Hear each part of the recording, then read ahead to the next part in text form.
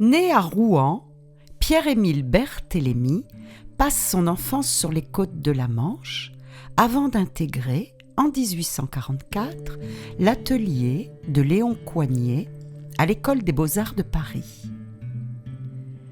Cette enfance passée sur les plages normandes et l'influence du romantisme, adepte des scènes narratives spectaculaires, l'oriente dans des récits de drames de la mer, comme en témoigne ce naufrage sur la côte bretonne, peint en 1851.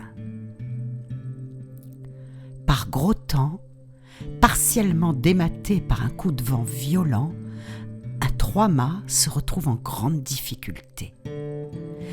La scène se déroule sur la côte de l'extrémité occidentale de la péninsule bretonne, vraisemblablement entre la pointe de Saint-Mathieu et le Conquet. Le clocher que l'on aperçoit au loin pourrait être celui de ce petit bourg de pêcheurs. Tout se déroule dans la scène du premier plan. 5 hommes, nu-pieds et vêtus de costumes du bas Léon, attendent, gaffe en main, de récupérer tout ce qui s'échappera du bateau qui va heurter les rochers. 3 des hommes sont assis nonchalamment, attendant sans s'impatienter, tandis que les 2 autres, debout, semblent en grande discussion, réfléchissant probablement à la manière de récupérer leur butin. La composition est rigoureuse, le dessin précis et solide. Au second plan, le déchaînement des éléments marins, la puissance de la nature accentuée par les masses rocheuses prouvent à quel point Barthélemy n'épargne aucun détail dans sa recherche de véracité.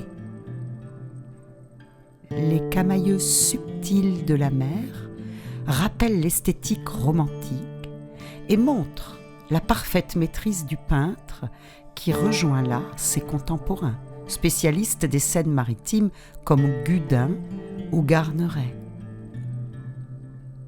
Barthélemy illustre ici le mythe des naufrageurs que les peintres de salon vont largement diffuser au XIXe siècle.